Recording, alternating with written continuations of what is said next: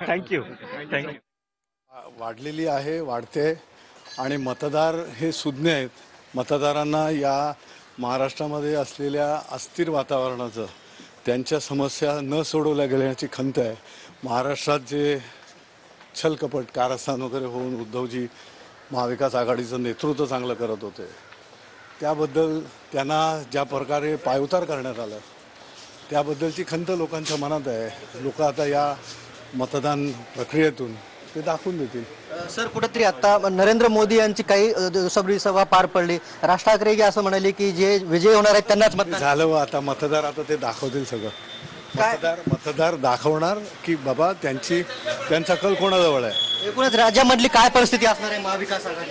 महाविकास आघाडीचे उमेदवार हे मोठ्या संख्येने निवडून येतील. निश्चितच हे होते अनिल देसाई, महाविकास आघाडीचे. दक्षिण मध्य मुंबईचे ठाकरे गटाचे उमेदवार आता अनिल देसाई मतदान केंद्रावर पोहोचलेत. केपीएमसी रोड इथल्या मुंबई महापालिकेच्या शाळेमध्ये त्यांचं मतदान होतंय.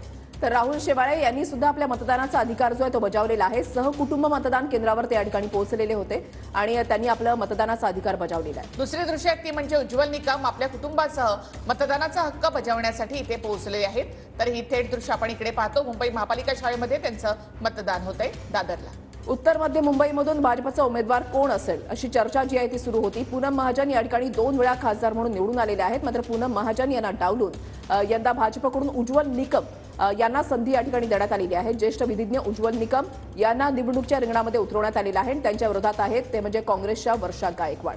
वर्षा गायकवाड आणि उज्ज्वल निकम हे दोघंही पहिल्यांदाच लोकसभा निवडणुकीच्या रिंगणामध्ये उतरलेले आहेत. वर्षा गायकवाड या आमदार राहिलेल्या आहेत, मात्र पहिल्यांदाच लोकसभा निवडणूक लढवत आहेत. तर दुसरीकडे त्यांच्या विरोधात आहेत ते म्हणजे उज्ज्वल निकम आणि मतदान केंद्रामध्ये ते आता पोहोचलेले आहेत.